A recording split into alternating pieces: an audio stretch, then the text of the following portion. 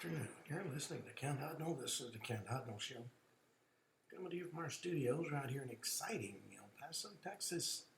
Gateway to the Old West and the most haunted city in the country.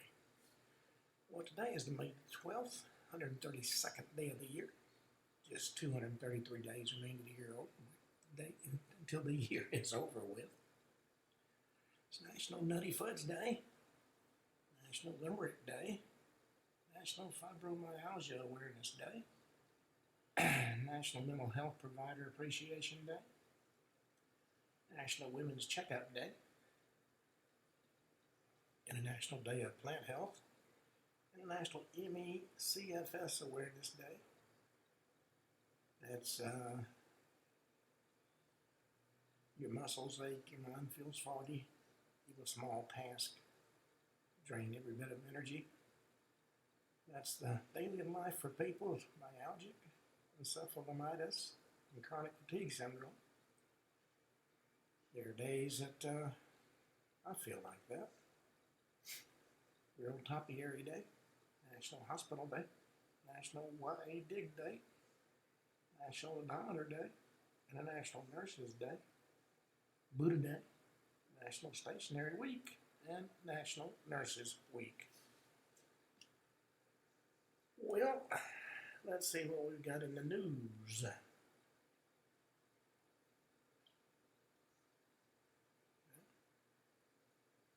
RFK Jr. has applauded President Trump for standing up for the American people. And Trump has cut a deal with America's top rival. I think that's referring to China. Democrats caught on camera storming an ICE facility, demanding that all those poor incarcerated people be released. Mere fact they committed crimes doesn't matter to the Democrats. Trump is going abroad after talks fail with those who like to shout death to America. A Middle Eastern royal family has offered to donate a jumbo jet for President Trump's use for a new Air Force One. The new media seated at the White House briefings is shaking up the establishment as an alternative to what's being referred to as the archaic press. The White House says we cater to the people, whatever they want. Now, let's see. Family of a mother murdered in a ritzy suburb gets justice as the perp has pleaded guilty. Eugene Theodore Geiger dated Leslie Peters' daughter in the 1990s, lived in D.C. for more than 20 years before he was linked to the murder of Leslie Peters' mother. Killer nobody expected. There's a new tool that says you can scan the faces to predict biological age and cancer survival. The Massachusetts General's Brigham face age outperformed the doctors in some calculations. Trump says the American hostage held by Hamas is going to be released. And one of the many kidnapped, October 7th. That everybody tries to make excuses for. Potential jurors in Diddy's trial are being quizzed. He faces life behind bars in sex trafficking and racketeering trial. The trial is expected to last at least 8 weeks. Combs has been in jail since September 2024 after his Los Angeles and Miami homes were raided by law enforcement. Well, let's see. The 2025 Indianapolis 500 schedule has been released. Practices, qualifications, and etc. Its opening day is Tuesday, May 13th. Practice begins at 2:15 in the afternoon. And then there's a practice on Wednesday, a practice on Thursday, qualifications on Friday, and qualification race on Saturday, and then Monday the 19th, there's another practice. Friday the 23rd, another practice. Saturday's a driver's meeting. Sunday is the running of the Indianapolis 500. That's Sunday the 25th. And Monday the 26th is going to be a victory celebrations. Melania Trump is honoring former First Lady Barbara Bush on a special way at the White House, unveiling a stamp with her picture on it.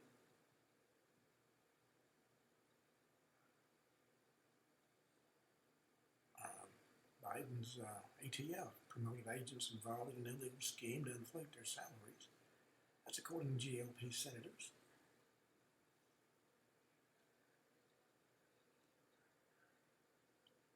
A sweeping budget bill has been unveiled to fast-track President Trump's energy agenda.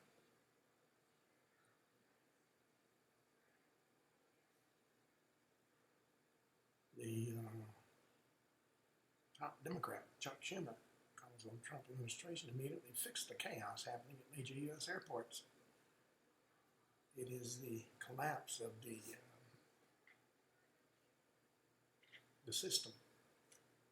Thanks to it being stripped to bare bones by the former administration. Washington Post has praised Trump's Health and Human Services report on trans surgeries for children. It says it makes a strong case for caution.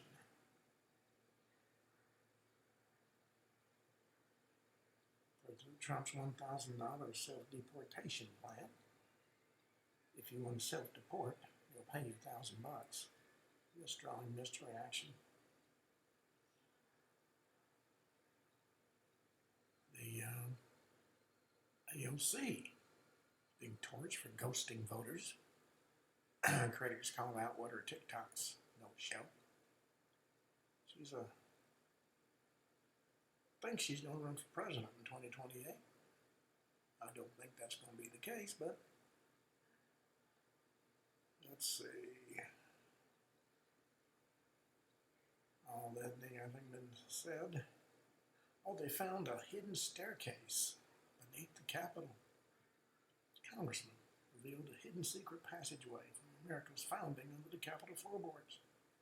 Construction started in the 1700s and all sorts of little hidden passages, according to Representative Moore. The hidden staircase and passageways are left over from the building's original construction in the 18th century. Who knows what you can find? Well, Anheuser-Busch is investing $300 billion to boost manufacturing careers and veteran employment in its 100 facilities in the U.S. over the past 5 years. In fact, over the past 5 years, they've invested over $2 billion in its facilities.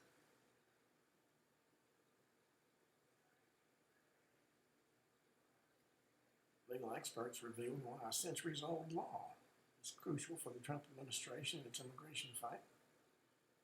The Alien Enemies Act continues to be a focal point of the immigration debate. Some federal judges have disagreed with the Trump administration's decision to lose the act, since suspecting MS-13 and trendy Uruguayan gang members outside the U.S. They've been designated foreign terrorist organizations. And of course, some of God's anointed thinks that shouldn't be. So we'll see how all that plays out. Poland has ordered Russian consulate in Krakow closed after blaming the Kremlin for 2024 arson. Warsaw destroyed a shopping center. Luckily, nobody was injured.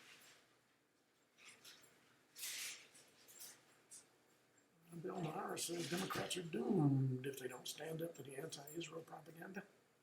Unfortunately, a lot of Democrats are jumping on board and attacking Israel. The Helene-ravaged North Carolina is now facing flood threats.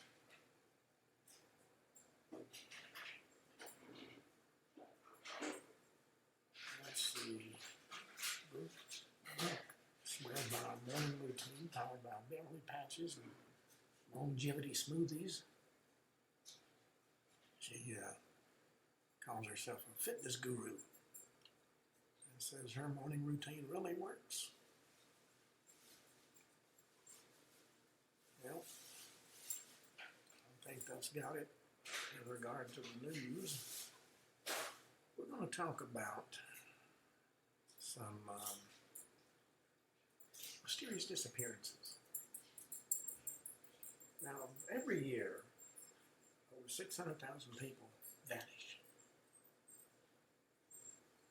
Some are doing a poor man's divorce, others are running from the law. But 3 or 4 out of 10 walk around the corner and never get to the other side. We'll start out with something that happened to a farmer in Selma, Alabama. His name was Orion Wilkinson. It was July 1854. His wife and son were sitting on the front porch watching him walk across the field. 2 other witnesses, a neighbor named Orion and his son James, were watching him from the road. And Wilson just vanished. Now, the Wrens, who'd been riding along the road on the other side of the field in a horse and buggy, ran to the spot where Williams had been last seen. He'd been walking across the field, had a stick in his hand. He was swatting at the ankle-deep grass. Nothing was found.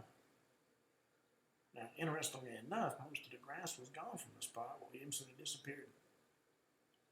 When the nearby town heard what had happened, a search party of over 300 men was formed, and they began to comb not only the field, but the surrounding fields. But they couldn't find any clues. And as news spread, hundreds of the curious came to help in the search, or some merely to, of course, gawk at the scene. Geologists and a team of experts dug up the field to see if maybe there was an underground cave or passage. They didn't find anything unusual. Newspaper reporters were also inundated the area, and all were forced to report the same thing. The man had vanished into thin air, walking across a field. Now, interestingly enough, Mrs. Williamson and her son claimed to have heard the farmer's voice calling out for help from the region shortly after he disappeared, but slowly the voice weakened and then it faded away completely after a few weeks. Now, the writer Ambrose Bierce, who had also disappeared himself, took an interest in the case. He even interviewed members of the search party and studied the field where Williamson was last seen. He also interviewed a German scientist named Dr. Maximilian Herr, who believed there exists some kind of universal ether that could completely destroy any solid object it came in contact with. And the scientists believe that may have caused the farmer's bizarre exit from this plane of reality. Now, a reporter would eventually write a fictional version of the story that included all the detail of the real event, but he changed the farmer's name to David Lang and set the story in Tennessee and changed the date to 1880. For some reason, this fictionalized version received a lot more publicity. It has caused some degree of confusion over the years. Now, from a single farmer vanishing, let's go to the Rogue River National Forest campground in Oregon. This was the scene of an entire family, the Cowdens, vanishing all at once on September 5th, 1974. This family of 4 was camping over Labor Day weekend, and that's Sunday morning. Richard Cowden was last seen buying some milk in nearby Copper, Oregon. When the family didn't show up for dinner at Richard's mother's house, the search began. And the local authorities compared the deserted camp scene to something out of the Twilight Zone. According to Oregon Trooper Lee Rickson, Unexplained Disappearance was spooky. He said the camp was spooky. Even the milk was still on the table. Investigators found cooking utensils, fishing rods, and the family car, as well as Richard's wallet and his wife's purse. Nothing was missing from it. No signs of a struggle. so it was impossible to pinpoint any kind of foul play. But after a thorough search and nothing turning up, it was chalked up to another mysterious disappearance. Enough more, then let's go to Canada. November 1930. Canadian fur trapper by the name of Joe LaBelle was walking in what had long been a busy Eskimo fishing village located on the shores of Lake Anjikuni in Canada. And to his surprise, he was greeted with complete silence. Now, the normally noisy and bustling settlement of 2,000 Eskimos was completely deserted. He went to each hut and storehouse in turn. None of the villagers were to be found. Went to investigate a flickering fire seen in the distance and found a smoldering pot full of blackened stew. And increased the degree of mystery still further. There were no human footprints leading away from the village. I knew something strange had happened, so he went to the nearest telegraph office and alerted the Royal Canadian Mounted Police. Within hours, the Mounties were at the scene and forced to confront a baffling mystery. A huge search party was formed, but they never found any of the villagers. Now, there were some weird things found, though. All the sleigh dogs that belonged to the missing villagers were discovered buried 12 feet under a snowdrift at the outer edge of the camp. All those animals had apparently starved to death. However, the Eskimos' own provisions and food had been left behind in their huts, which further mystified the searchers. And finally, in a final detail, it was discovered that all the ancestral graves of the Eskimos were now empty. Whoever or whatever had taken all the living villagers also dug up the dead as well, even though the icy ground around the graves was as hard as iron. Now, two things no Eskimo is going to leave behind are their precious rifles and their sleigh dogs. For all the dogs were found dead, as I said, and all the rifles were still eating inside their homes. Now, there was a bizarre blue glow that lit up the horizon as the Mounties watched. Strange light wasn't the northern lights, which the Mounties were quite familiar with, but instead seemed steady and artificial. Now, the disappearance of the village was reported in the media worldwide, with a lot of folks believing that a national explanation be found in time, but Anjikuni mass disappearances continues to be an unsolved mystery. Now, there was a website called About Paranormal Phenomena. Writer, Stephen Wagner, offers up an interesting collection of brief accounts of mysterious disappearances, beginning with one that he called the Vanishing Prisoner. Now, this first one is particularly interesting because it occurred in the full view of a lot of witnesses. It was 1815. The location was a Prussian prison in Oxelmund. The prisoner's name was the Derisi valet, who had served a sentence for assuming his employer's identity after he died from a stroke. They were standing in line with the other prisoners in the exercise yards, and they began to walk, their chains clanking noisily. He began to literally fade in front of the eyes of everybody there. Over time, his body became transparent, and until he was completely gone. The manacles and leg chains dropped to the ground. He was never seen again. There's another case of a person disappearing in front of witnesses. 1873 in Leamington Spa, England. James Warson was a shoemaker who believed himself something of an athlete. Made a wager with some friends he could run from Leamington Spa to Coventry, a distance of about 16 miles. Now, his friends thought that was impossible, so they took him up on the bet, and they followed him on a horse-drawn cart to make sure that he followed the rules. But he did well the first few miles, but at one point he tripped on something and fell forward. But as they watched, he didn't hit the ground. He vanished. But not believing what they were seeing, his friends notified the police. His investigation turned up absolutely nothing. According to the police, he ran into oblivion. Well, there's more recent cases of mysterious disappearances. Cases that seem on the surface to be more commonplace, but are nonetheless shrouded in enigmatic darkness. One of these cases involved a man named Bruce Campbell, who was driving with his wife from their hometown in Massachusetts to visit their son some distance across the country. The date was April 14th, 1959. The couple made an overnight stop in Jacksonville, Illinois. Checked into a motel for the night. In the early morning hours, Mrs. Campbell woke up and found her husband had vanished, apparently still in his pajamas. All his belongings, including his car and clothing and money, were still there, but he was never seen again. His disappearance was never explained. Now, there's another example that also took place in Illinois. It involved a couple in their 60s who were attending a convention in Chicago at the Sheraton Hotel in 1970.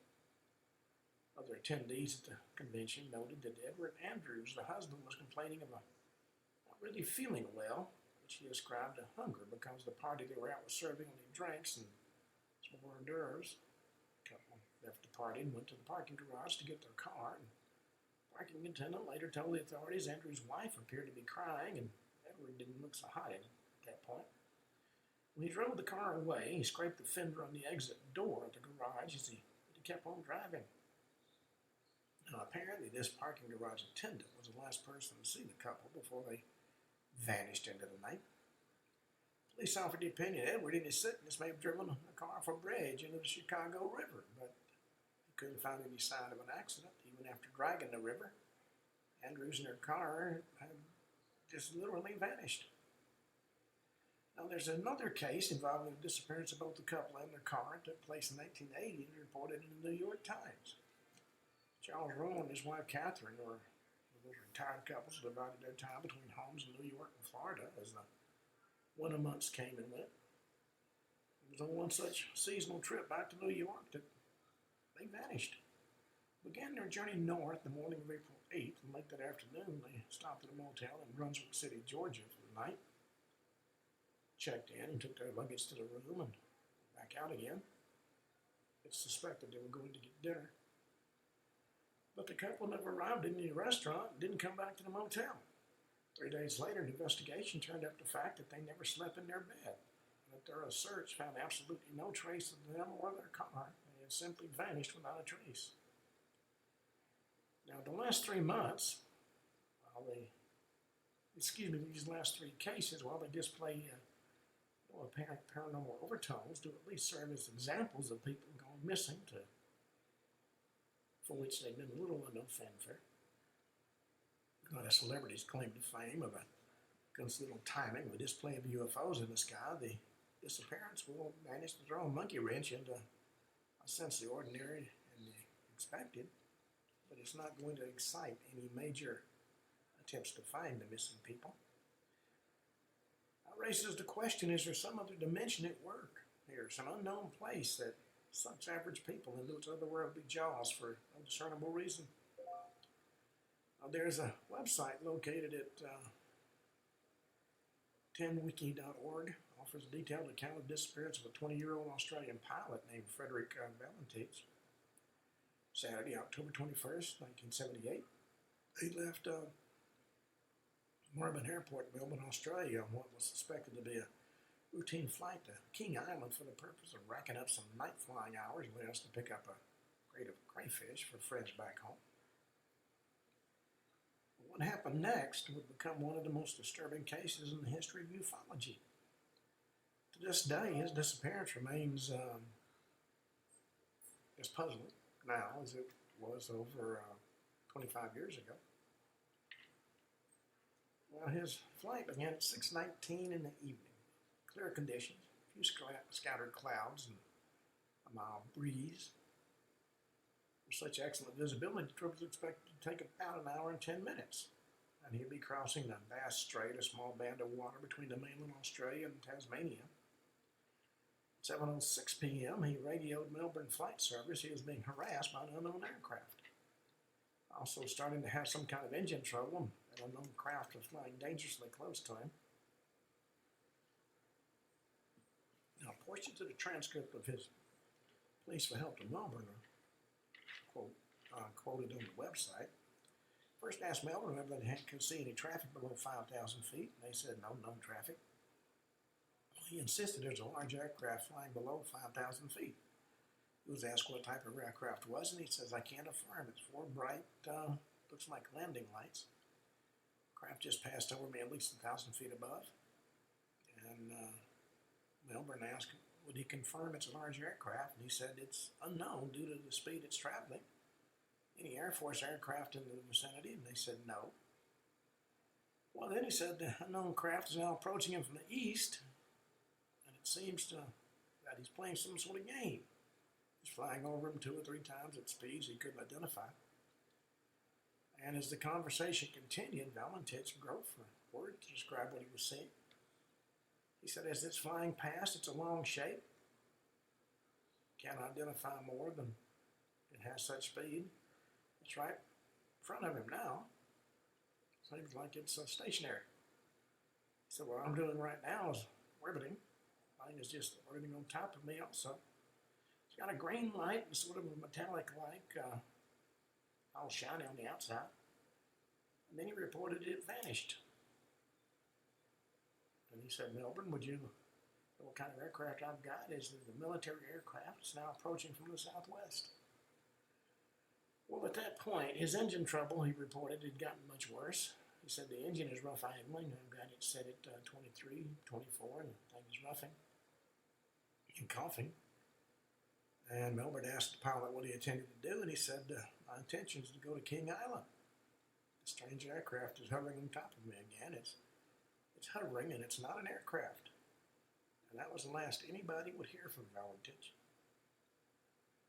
A search and rescue effort was launched soon after his plane failed to arrive at its ETA of 7:28 p.m. The plane was equipped with both a life jacket and a radio survival beacon, and given the plane's last reported position over water, it was thought that he would be found without much difficulty, but surprisingly enough, nothing was heard from the survival beacon. Royal Australian Air Force searched for 2 days straight, with no trace of Valentine or his aircraft being found. Now, a few false clues did turn up, like an oil slick discovered 18 miles north of King Island that was later determined to be marine diesel fuel, not related to an aircraft. And then debris was found. It all turned out to be packing crates from a ship and not pieces of a plane. Well, the search continued till October 25th without a single trace of the plane or the pilot was ever recovered. Only witness, the air traffic technician who had spoken to him by radio, was interviewed. He reported after the last words Valentine spoke to him, there was an unusual 17-second period of metallic scraping noise and stop-start pulse sounds that had no apparent order. The technician tried to duplicate the sounds by rapidly keying a microphone, but the effect was very different than what was heard on the tape. Well, the story of this young pilot's disappearance, of course, made news worldwide, and various theories proposed about what might have happened. Some people believe he might have been flying upside down and became disoriented and mistook the Cape Otway lighthouse for a UFO. Well, certain persons in the Air Force and government officials favored this theory, but the theory fails to account for the description of this unknown craft, its maneuvers, and just an extremely disturbed state of mind while speaking to Melbourne. Now, freak weather has also been suggested as the cause, but this theory is mainly promoted by a UFO debunker named Harley Clower, notorious in Australia for his views on the subject. Little credence given to this one, though, as the weather at that time was very mild and pleasant. Now, Clower also offered an even less likely possibility the plane had been brought down by drug dealers using the vast strait to smuggle drugs into mainland Australia. I will point out that UFO debunkers will come up with anything and everything to make it clear it wasn't a UFO. I heard one say that clearly the Christmas sightings of a UFO locally was actually Santa Claus in his sleigh. And they say this with the greatest of seriousness. Well, drug dealers were known to use helium balloons with bags of drugs attached to their boats. If patrol came, they could cut the helium balloons loose and get rid of the evidence. According to Clower, the plane had been caught up in an invisible nylon string used to tow the drugs, and that brought it down. Now, this theory doesn't warrant serious considerations. Valentine was flying at over 4,000 feet, an unlikely altitude for drug-filled balloons. But evidence is there's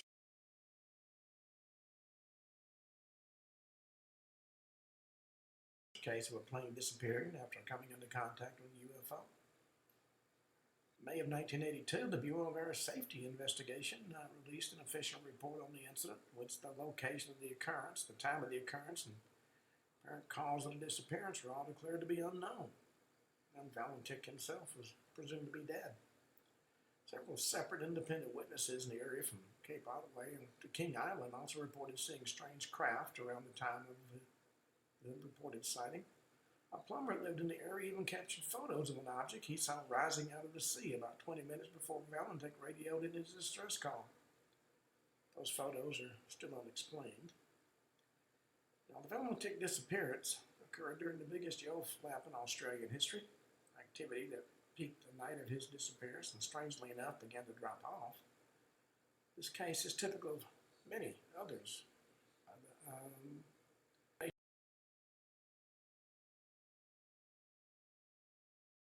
That the abduction of a UFO makes more sense than the grasping for straws done after the fact by government officials and the bewildered media whose duty it is to present a rational account of events to the public that they purport to serve. It isn't only the occasional anonymous Midwestern farmer or Prussian diplomat that disappears. There have been numerous instances of famous celebrities from the music world, political personalities, and the well-known New York socialites who have vanished, never to be heard from again. One of the most well-known is probably Jimmy Hoffa, born in Brazil, Indiana, on February 14, 1913. He was born a poor coal miner. When his father died, Hoffa was forced to leave school to work in a warehouse in Michigan. And according to the Wikipedia encyclopedia entry about Hoffa, he developed a reputation as a tough street fighter who'd always stood up for his fellow workers against management. Well, he was fired for his efforts, of course, so he took a job as an organizer for Local 299 and International Brotherhood of Teamsters. At that same time, he began using organized crime connections to shake down an association of small grocery stores in which he was brought up on criminal charges and forced to pay a fine.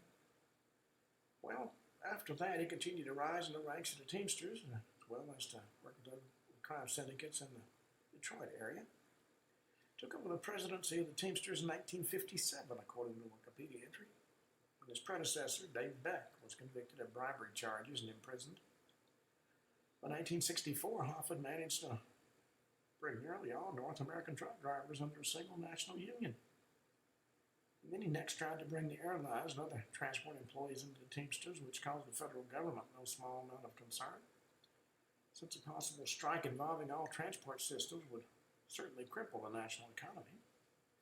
Meanwhile, his close association with the mafia brought him under the scrutiny of Attorney General Robert F. Kennedy, who was remained confident that Hoffa pocketed large sum of union money. Hoffa was convicted in 1964 of the attempted robbery of a grand juror and sentenced to 15 years. President Nixon released him in 1971. At that point, he commuted his sentence on the condition that Hoffa not take part in union activities for 10 years. Well, Hoffa intended to sue to overturn the 10-year condition when he disappeared. He was said to have disappeared about 2:30 in the afternoon. Got the hiccups on July 30th, 1975. Last seen in the parking lot of the HHS Red Fox restaurant in Bloomfield Hills, Michigan. That's a suburb of Detroit. They're scheduled to meet a pair of known mafia leaders, Anthony Tony Jack Giacolone and Anthony Tony Provenzano. There are several theories that are still being kicked around as possibilities about what happened to Hoffa. One is that his assassination was ordered at Brutico's, an Italian restaurant in Old Forge, Pennsylvania. Another theory comes from mafioso Bill Hudnall, who claimed in his book, Bound by Honor, that Hoffa was shot and put in the trunk of a car that was then put through a car compactor. Another mafioso, Richard Kuklinski, said in a television interview that Hoffa was now a car bumper. Now, his story goes that Hoffa was stabbed in the back of the head and put in a steel barrel. The barrel was buried, but then later dug out for the police would find it. And the barrel with Hoffa still inside was compacted, melted down, and shipped to a Japanese car maker as recycled steel. Well, it's also been reported that Hoffa was still alive, having taken a black striptease dancer to South America with him and set up housekeeping. And there are other theories that have been offered. According to one account, he was entombed in concrete at Giant Stadium in New Jersey's Meadowlands. Other claims he was ground up and thrown to the fishes in a Florida swamp. There's another says he was obliterated in a mob-owned fat rendering plant that has since burned down. Now, some other possibilities regarding Hoffa's disappearance are also talked about. In 2004, Charles Brown, a former prosecutor and Chief Deputy Attorney General of Delaware, published a book called I Heard You Paint Houses. The title comes from a coded conversation said to be routine among hitmen and their prospective employers. The statement, I heard you paint houses, would begin the conversation, and the reply was, yes, and I do my own carpenter too. The part about houses painting is a reference to the splattering of blood on the walls, and doing my own carpenter is translated to disposing of the body. Well, in his book, Brandt reports a series of telephone conversations he had with Frank Sharon, a Mafia hitman, truck driver, and Teamster official, a close friend of Hoffa's. Sharon wished to lessen his guilt as he confessed his role as Hoffa's killer, acting on orders from the Mafia. He said he'd used his friendship with Hoffa to lure him to a bogus meeting in Bloomfield Hills and drive him to a house in northwestern Detroit, where he shot him twice before fleeing and leaving Hoffa's body behind. According to the story, Hoffa was then cremated. Another hitman, Gambino crowd family member Louis Milliton, told his wife during an argument in 1988 he'd killed Hoffa and dumped his body near Staten Island's Arizona Narrows Bridge in New York City. April 2006, the hitman, Richard the Iceman Kuklinski, told a writer he'd been part of a group of 5 men who had kidnapped and murdered Hoffa. In May of that same year, the FBI had been digging for Hoffa's remains outside of a barn on a farm in Milford Township in Michigan. The agency wouldn't reveal who had tipped them off, though it was later reported to have been a 75-year-old federal prisoner in Lexington, Kentucky, who was trying to use his knowledge of Hoffa's disappearance to reduce his prison sentence. Search of that farm was ended on May 30, 2006, without any remains being found. Well, none of these theories or confessions were ever confirmed, and the whereabouts of Jimmy Hoffa's remains continues to be unknown. Now, from a purported Mafia victim, let's talk about Glenn Miller. The article posted on the BBC's website does an excellent job of telling the story of the mysterious disappearance of band leader Glenn Miller. Now, according to the article, Glenn Miller was a national darling. The famous Glenn Miller Orchestra, formed in 1938, had started out of nowhere to incredible success, creating over 70 top 10 records in 4 years, selling out over 1 million records and dominating the American airwaves. When America entered the war in 1941, Miller enlisted and was transferred to the Army Air Corps, given the rank of captain, and allowed free rein to establish his own wartime band. And he spent the next few years performing for Allied troops all over England. Well, December 1944 came around, and with Christmas approaching, the Allies needed every possible morale booster. Miller was prepared to do a concert in Paris for the troops. Now, the original plan had been for manager Don Haynes to fly with Miller to Paris on December 15th, but Miller had made the acquaintance of Lieutenant Colonel Norman Bazell the night before at the Officers Club near Northampton, and Bazell happened to mention that he would be departing for Paris the next day. From RAF Airfield at Trenwood's Farm, and he heard of Miller's plans, he offered him a seat on the plane. which of course Miller accepted and while away the night eating dinner and playing poker with Haynes in the cell. Morning of December 15th, a heavy fog covering. Haynes called Bassell to see if he still intended to make the flight, and Bassell promised him the fog would lift by lunch. And it was bitterly cold as Miller and Haynes waiting in the car for the pilot, a man named John Morgan. Miller joked that Morgan would be able to find the field at all since it was 24 degrees, even the birds were grounded. Well, Morgan landed the plane shortly after that, and on the other side of the only engine emerged by the helm of the parachutes. A strange ironic moment of prescience, Miller answered, "What's the matter with you, Miller? You want to live forever?" Pointed out to Charles Lindbergh across the Atlantic on one engine, while the other plane would only be going as far as Paris. Miller had nothing to say in response. There was no room for Haynes on the plane. He stayed behind. He was like the last person to see him alive. Well, the official explanation offered at the time was that the Norseman aircraft had crashed into the English Channel either because of ice over in the wings or engine failure. But this failed to satisfy the majority of the population, and multiple theories and speculations have been offered in the more than 60 years since his disappearance. These are the most outrageous theories that Miller and the two officers had safely crossed the Channel to Paris and died in a somewhat compromising condition.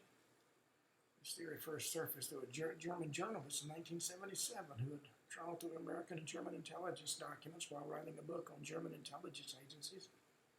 According to what he claimed to have found through the American Freedom of Information Act, evidence was surfaced that Miller had arrived safely in Paris but had died while in a dubious company of a French prostitute. Now, there were, of course, a lot of holes in this theory, maybe because it implied the U.S. military had falsified Miller's death by planting a plane in the English Channel as evidence, which neglected to plant bodies as well, but later managed to silence everybody involved, from Miller's manager, Haynes, to remove Miller's body from the whole brothel and guarded the scene after that, after which they somehow managed to leak it all to their German enemies, which didn't make a whole lot of sense. The German reporter later claimed he'd been misquoted and he had never claimed to have found evidence of Miller dying in a brothel. He said the story had come to him from German intelligence specialists in an off-the-record conversation. Now, there are two different versions of the story of Miller dying for prosaic medical reasons. One story maintains Miller died of gunshot wounds in Ohio in 1945 based on an anonymous letter from an unnamed medical doctor sent to a radio announcer named Chris Valenti, notorious for his Glenn Miller conspiracy theories. Other stories told of Miller's younger brother Herb, who broke a nearly 40-year silence in 1983 and announced that Miller died of lung cancer in a hospital. According to the story, Miller landed in Paris December 15, 1944. He was feeling ill and was taken to a military hospital where the cancer took his life the next day. Well, to support this theory, Herb Miller produced a letter from his chain-smoking brother that said, "I'm totally emaciated, although I'm eating enough. I have trouble breathing. I think I'm ill." And also suffered depression, irritability, and exhaustion during his last months, all of which indicated he had an underlying medical condition. Well, Miller's manager, Doug Haynes, confirmed Miller had lost a great deal of weight and that his tailor-made uniforms didn't fit him quite as well and really hung on him. Herb Miller couldn't furnish any information as to where his brother's last resting place was, though he offered the possibility Miller had been buried in a mass grave somewhere in England. Herb said the story of the plane crash was fabricated so that Glenn would die a hero, not in a hospital bed. In the mid-1980s, another theory surfaced that proposed that Miller's plane was downed by friendly fire. Navigator named Fred Shaw claimed that he was in the air on December 15, 1944, returning from an aborted bombing raid on Zegen in Germany. Because the squadron couldn't safely land with their huge loads of bombs, the bombs had to be jettisoned over the English Channel. This was done in an area set aside for just this purpose, called the South Jettison Area, a 10-mile circle 50 miles south of Beachy Head, which was officially regarded as dangerous grounds to be avoided by all aircraft and ships. Well, according to the BBC article, the bombs were jettisoned from a safety height of 4,000 feet. Shaw, who had never seen a bombing before, was driven by curiosity to look out the window, and as the bombs exploded several feet above the surface of the sea, he saw a plane flying 2,500 feet below, flying south. Shaw would later say that it was obvious the plane was in trouble, and so he watched intently to see what would happen. He said, I saw it flick over the port in what looked like an incipient spin, and eventually I saw it disappear into the English Channel. Well, the bomb aimer had reported seeing the same thing moments before, and a gunner on Shaw's plane said in the intercom, there's a kite just gone down under. Because they were technically not in enemy territory and the mission had already been reported, the men hadn't been debriefed when they landed, and the downed plane remained unreported. Shaw never made a connection between what he witnessed over the channel that day and Miller's mysterious disappearance until 1956 when he saw the movie The Glenn Miller Story. It'll be another 30 years before he checked his old logbook and realized the Norseman plane he saw plunge into the sea that day could have been Miller's. Well, when Shaw went public with this story, he was quickly dismissed as just another publicity seeker by a lot of folks, but a later investigation by the British Defense Ministry's Air Historical Branch lead to the conclusion that Shaw's version of events was not easily disproved. The disappearance of Glenn Miller remains officially unsolved. But from Glenn Miller, let's talk about Philip Taylor Kramer. At one point, he was a bass player for the rock band Iron Butterfly. Now, we're talking about February 12, 1996, when Taylor, best known for Inagata-Davida, disappeared and hadn't been seen since. An online posting of an article from Skeptic magazine, author Frederick Rice presents a history of what's known about Kramer's disappearance. Along with his skills as a musician, Kramer was also a scientist who claimed to have recently developed a form of faster-than-light communication. At the time of his disappearance, Ohio Representative James Traficante expressed public concern about Kramer's whereabouts because the ex-musician held nuclear-oriented security clearances tied to the MX missile project, as well as having conducted important mathematical research for the government. Ron Bushy, one of the co-founders of Iron Butterfly, said that an Iron Butterfly reunion was in the works about the time of Kramer's disappearance. Bushy told the San Diego Union Tribune that I honestly believe he'd been abducted by our government, an agency that's part of it, or maybe a foreign government or a private company. Well, Bushy's remarks were prompted by the fact that just days before Kramer disappeared, he and his father believed they had worked out a mathematical breakthrough which would allow the nearly instantaneous transmission of matter and revolutionize the communications industry. Technology similar to the Beam Me Up Scotty device from the Star Trek television series was what they were supposedly working on. Well, Rice says there are conflicting reports about Kramer's final hours, but the scenario basically is Kramer either did or did not make an appointment to pick up an associate at the Los Angeles airport. But a $3 bill for 45 minutes of LAX parking was received by the Kramer residents 10 days after his disappearance. It contained a receipt with Kramer's IOU written on it.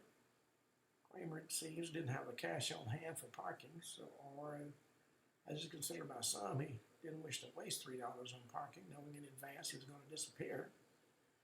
Being a computer executive, he'd know how easily credit card and checking account transactions could be tracked, and if one wishes to go underground, hanging on to $3 when you can write an IOU instead makes a lot of sense. But the article goes on to say that Kramer didn't pick up his associate and something must have happened at the airport while he was waiting. According to what Rice wrote, sometime during his visit, something prompted him to simply walk back to his green van, leave an IOU for his 45 minutes of parking, and drive off into oblivion. As he was driving away, Kramer called friends and family to express his love and made one last call to 911 in which he said he intended to kill himself.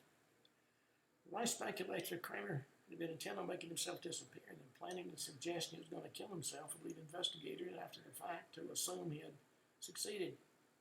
It had also been intended to help his wife financially in the aftermath, so she wouldn't have to wait several years before Kramer was declared legally dead. It was general agreement that Kramer's mental stability had become questionable. Shortly before his disappearance, he stated his belief the Earth was going to end in a supernova. His father, a professor of engineering at Youngstown University in Ohio, was really a god, and his wife Jennifer was really Mother Earth. Well, in house hunting with his wife a few days earlier, he told her he was frightened somebody would be coming for him. He'd been becoming more and more to New Age mysticism, was a genuine believer in the book The Celestine Prophecy about a middle-aged man who sets out to find 9 insights of life. After reading the book, Kramer asked his wife to eat only the colors of the spectrum and to refrain from eating meat or wearing black. Now, one theory kicked around by New Age believers is that Kramer's mathematical breakthrough that he and his father developed caused Kramer and his van to vibrate out of visibility, as happened in the Celestine prophecy. Meanwhile, Kramer's sister, Kathy, began to receive letters from self-professed psychics claiming to know the scientist's whereabouts. One such lead that came through the mails from Austria that stated her brother was the victim of an accident but was alive and being worshipped as a deity among the Pachanga Indians on a reservation outside Los Angeles. Captain Kramer went to talk to the tribe's council, but they knew nothing about her missing brother. The aforementioned Representative James Vercanti twice called for FBI investigation of Kramer's disappearance. The agency at first rejected his suggestion for an inquiry. Later reversed itself, admitting that it's a known fact that there are rogue nations like Iran working on nuclear weapons that could use some of Taylor Kramer's knowledge to make long-range missiles.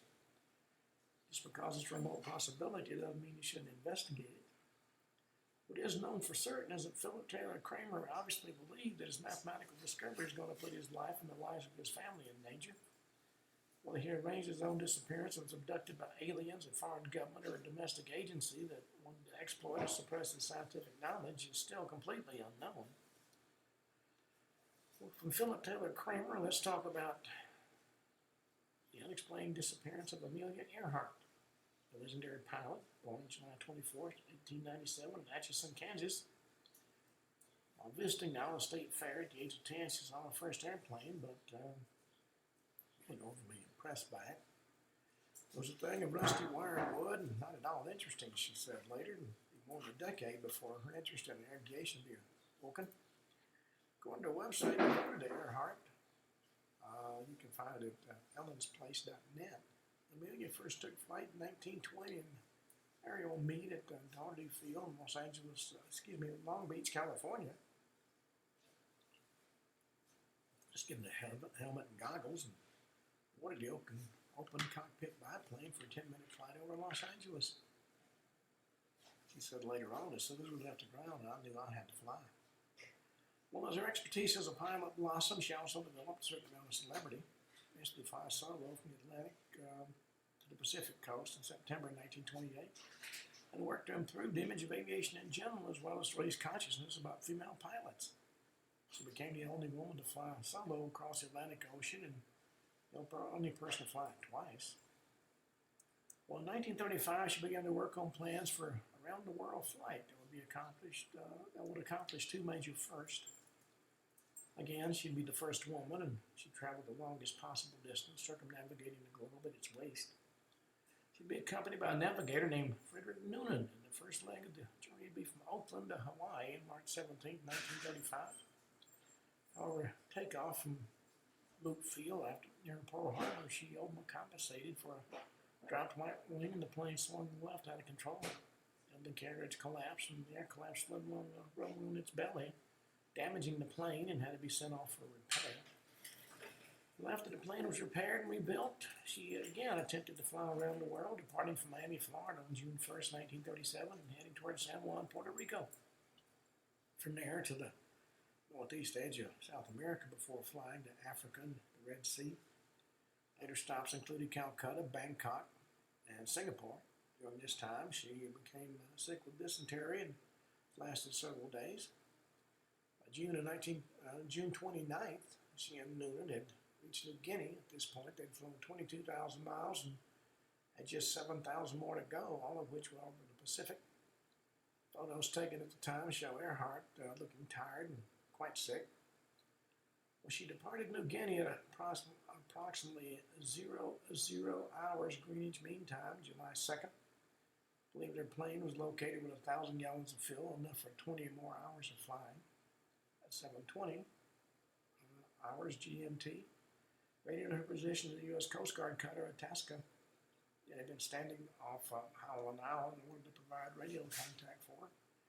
At 8 o'clock GMT, she reported being on course for Howland Island and flying at 12,000 feet. Well, according to all reports, nobody saw or heard the plane fly over. Short transmissions received by Itasca with varying radio strengths. But they weren't able to get a fix on her location because they were too brief.